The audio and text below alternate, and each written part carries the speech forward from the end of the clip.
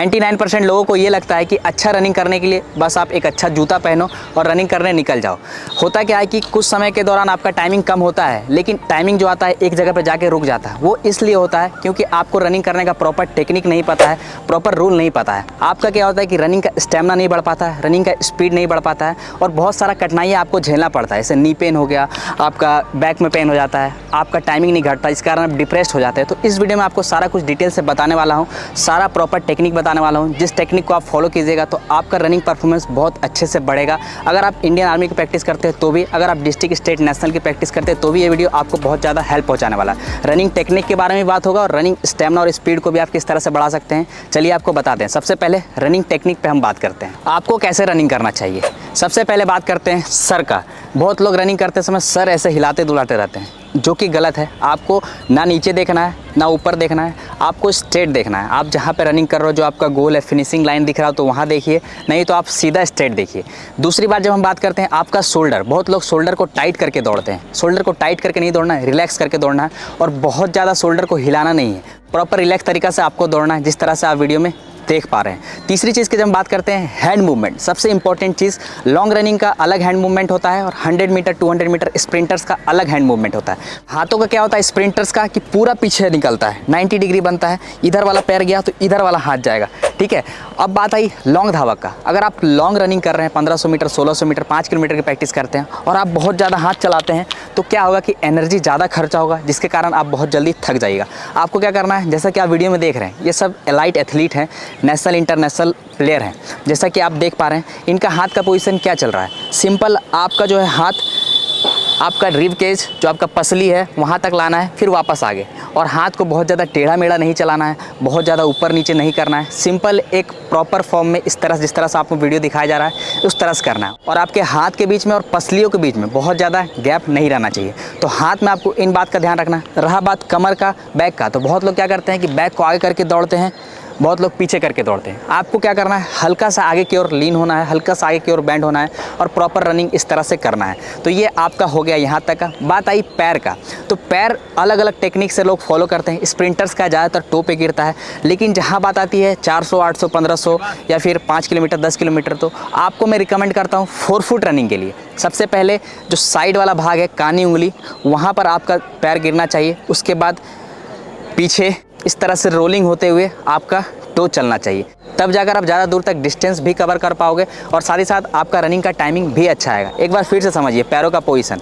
जब आप 1500 metre, 1600 metre दौड़ते हैं, 5 किलोमीटर दौड़ते हैं, तो सबसे पहले देखिए आपको ये गिराना है, उसके बाद आपका पूरा पैर रखाएगा, फिर आगे जाना है। इस तरह से आपको प्रॉपर टेक्निक फॉलो करना है। बहुत लोगों के दिमाग में आता है कि टो पे रनिंग करना, टो पे रनिंग करना है, तो टो पे रनिंग कर देते हैं 3 किलोमीटर, 4 किलोमीटर, 5 किलोमीटर, जिसके कारण क्या होता है काफ मसल्स जो वो बहुत ज़्यादा टाइट हो जाता है और आपको रनिंग में बहुत ज़्यादा दिक्कत होता है। तो ये प्रॉपर फॉर्म नहीं होता है जिस तरह सारे national player, international player running करते हैं। 4 फुट रनिंग उसको बोलते हैं। तो आप इस रनिंग टेक्निक को फॉलो कर सकते हैं। और जो नए धावक होते हैं उनको रोड रनिंग से थोड़ा अवॉइड करना है। आप कोशिश करें कि पहले आप अपना स्टेमिना जो है, अपना जो बेसिक फिटनेस है वो ग्राउंड में डेवलप कर लें, फिर आप रोड में जाएँ तो आपके लिए बेहतर होगा। अब बात करते हैं दूसरे टेक्निक की। बहुत लोग कंफ्यूज होते हैं कि रनिंग करते वक्त आपको मुंह से सांस लेना चाहिए या फिर नाक से सांस लेना चाहिए।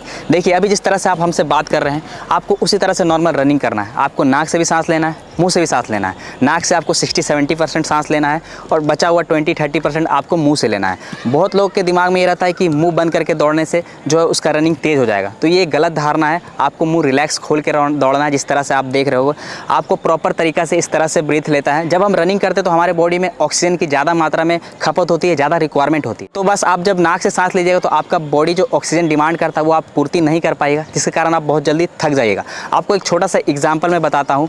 जब आप पानी में डूबते हैं, देखे होंगे आप पानी में डूबते हैं, कभी आपको एहसास हुआ होगा, तो उस दौरान क्या होता है कि जब आप निकलने का प्रयास करते हैं तो आपका नाक और मुंह बहुत जल्दी जल्दी सांस लेता है। वो इसलिए लेता है कि आपका सांस जो आपका फेफड़ा जो है वहाँ पर अच्छे मात्रा में ऑक्सीजन नहीं पहुँच पाता है, एयर नहीं पहुँच पाता। आपका बॉडी जो है अचानक से वो होने लगता है, जैसे कि ऑक्सीजन का खपत होने लगता है। और बहुत बार जब आप रनिंग करके वर्कआउट, जैसे आप 1500 मीटर या फिर 800 मीटर किसी एक भी रेपिटेशन लगाते हैं, तो आप कभी कोशिश कीजिए कि आपका फिनिश लाइन खत्म हुआ और उसके बाद क्या कीजिए कि आप मुँह बंद करके रखिए, तो नहीं हो पाता है, क्योंकि हमारा बॉडी बहुत ज़्यादा ऑक्सीजन का डिमांड करता है और जब हम नाक और मुँह दोनों से लेते हैं तभी जाकर ऑक्सीजन का पूर्ति हो पाता है। तो ये दूसरा टेक्निक आपको ज़रूर ध्यान रखना है।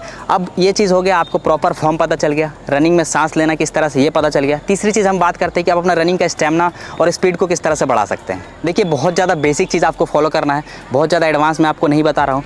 बहुत ज़्यादा बेसिक में ये है कि आपको proper warm up, cool down, stretching ज़रूर से करना है। दूसरी चीज़ आपको कंटिन्यूटी बरकरार रखना है। आपको अगर आप सप्ताह में 1 दिन रेस्ट करते हो तो कीजिए, आप 6 दिन ज़रूर प्रैक्टिस कीजिए। अगर कोई फंक्शन आता है तो अगर शाम में तो आप सुबह प्रैक्टिस कर लीजिए, ऐसा कर सकते हैं। लेकिन अगर आपका कोई गोल फिक्स है, आपको 1 महीने में इतने टाइमिंग में पहुंचना है, तो आपको सारा शादी ब्याह, पार्टी वार्टी सब कुछ छोड़ना पड़ेगा। ये बात को आप समझिए। अब बात आई कि स्टेमिना बढ़ाने के लिए आप और क्या कर सकते हैं। लंबा रनिंग पे थोड़ा ज़्यादा फोकस कीजिए। बहुत सारे ऐसे ट्रेनिंग आते हैं, जैसे फार्टलेग ट्रेनिंग हो गया, टेम्पो रनिंग हो गया, इंटरवल ट्रेनिंग हो गया। इन सारे को अपने आप ऐड कर सकते हैं। बहुत लोग ऐसा होता है कि 3 राउंड दौड़ते हैं, 4 राउंड दौड़ते हैं और सांस फूलने लगता है, तो उस दौरान आप क्या कर सकते हैं। उस दौरान आप कर सकते हैं कि 2 राउंड 3 राउंड दौड़िए। जब आपका सांस बहुत ज़्यादा फूलता है तो आप रुक जाइए, आप 100 मीटर 200 मीटर चलिए, फिर सांस को बनाइए, उसके बाद फिर रनिंग स्टार्ट कीजिए। देखिए एक ही दिन में कोई मिल्खा सिंह, हुसैन बोल्ट नहीं बन सकता है। आपको क्या करना पड़ेगा, कंटिन्यूटी बरकरार रखना पड़ेगा और आपका जो बॉडी का कैपेबिलिटी है उसको बढ़ाना पड़ेगा दिन प्रतिदिन। तो ये कैसे बढ़ सकता है, आप जब एक ही दिन में, मैंने आपको बताया कि आप एक ही दिन में नेशनल रिकॉर्ड नहीं तोड़ सकते हो, 1600 मीटर की टाइमिंग 4:40 नहीं दौड़ सकते हो, कोई भी आदमी नहीं कर सकता एक दिन में। लेकिन आप क्या कर सकते हो, धीरे धीरे अगर ये सारा चीज़ जो रूल मैं आपको बता रहा हूँ इसको फॉलो करते हो तो आपका रनिंग का स्टेमिना भी बढ़ेगा, स्पीड भी बढ़ेगा और आपका रनिंग का टाइमिंग भी बहुत जल्दी जल्दी घटेगा। रनिंग स्टेमिना और स्पीड बढ़ाने के लिए आपको क्या करना पड़ेगा, प्रॉपर रेस्ट भी करना पड़ेगा। ऐसा नहीं कि आप रात में सो नहीं रहे हो, आपको कम से कम 6.5-7 घंटा का रेस्ट, नींद जरूर लेना है। नींद से हमारा बॉडी प्रॉपर तरीक़ा से रिकवर होता है और आप अगले दिन के लिए रेडी होते हैं। अगर आप रात में बहुत ज़्यादा फ़ोन वोन चलाते हो तो उसको थोड़ा रोकिए, डिस्ट्रैक्शन को दूर भगाइए, आपका जो गोल है उसके पीछे एकदम लग जाइए हाथ धो के, ठीक है। ये चीज़ आपको फॉलो करना है। बहुत सारे धावक रनिंग करने के समय गला सूखने का कारण बताते हैं, जिसको थ्रस्टी थ्रोट बोलते हैं। तो आप वहाँ पे क्या कर सकते हैं, आप सबसे पहले दिन भर में आप जो पानी पीते हैं उसका क्वांटिटी को थोड़ा बढ़ाइए। दूसरी चीज़, आप वर्कआउट के बीच बीच में इलेक्ट्रोल पाउडर का उपयोग कर सकते हैं। नहीं तो आप क्या कर सकते हैं, नींबू शहद का कंजप्शन कर सकते हैं। आप रेपिटेशन लगाएं, थोड़ा सा एक ढोक मार लिए, फिर स्टार्ट कर दिए। तो आप इस टेक्निक को जब फॉलो कीजिएगा तो होता क्या है कि एक बार समझिए, जब आप रनिंग करते हैं ना तो पसीना निकलता है, और पसीना बस ऐसा नहीं कि वो पानी होता है, उसमें इलेक्ट्रोलाइट्स डिप्लीट होते हैं, जैसे कि आपका पोटेशियम हो गया, आपका सोडियम हो गया, आपका कैल्शियम हो गया, मैग्नीशियम हो गया, वो निकलता है, ठीक है। आप बहुत ज़्यादा रनिंग करते हैं तो बहुत ज़्यादा इलेक्ट्रोलाइट्स डिप्लीट के कारण आपका जो वेट भी घटने लगता है। तो जब आप ये चीज़ ऐड कीजिएगा तो रनिंग परफॉर्मेंस, रनिंग स्टेमिना और स्पीड बढ़ाने में भी हेल्प करेगा, और साथ साथ जो आपका गला सूखता है उससे लड़ने में भी आपका बहुत ज़्यादा हेल्प करेगा। आप अच्छे स्पीड में लंबे दूर तक दौड़ पाएगा। तो इस टिप्स को आप फॉलो कीजिए।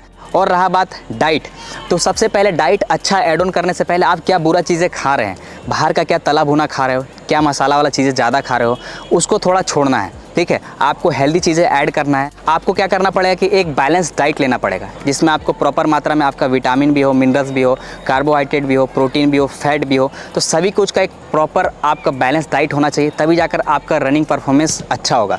डाइट के ऊपर मैंने वीडियो बनाया है, लिंक डिस्क्रिप्शन में डालूंगा, आप जाके चेक कर सकते हैं। तो यही कुछ स्टेमिना बढ़ाने के चीज़ थे। और डेली आपको एक ही चीज़ नहीं करना है। Indian army 1600 metre, 5 kilometre, 10 kilometre, जो भी गोल है आराम से अचीव होगा। बेसिक रूल यही होता है, बेसिक गाइड रनिंग का यही है। तो इन सारे टिप्स को आप फॉलो करके सब कुछ अच्छा कर सकते हैं और रनिंग में बहुत अच्छा परफॉर्मेंस ला सकते हैं। Thank you. इसी तरह का इंपॉर्टेंट वीडियो के लिए आप हमारे चैनल को सब्सक्राइब करके रखें। जल्द मिलते हैं नेक्स्ट वीडियो पे, तब तक के लिए बाय, शुक्रिया, लव यू, जय हिंद।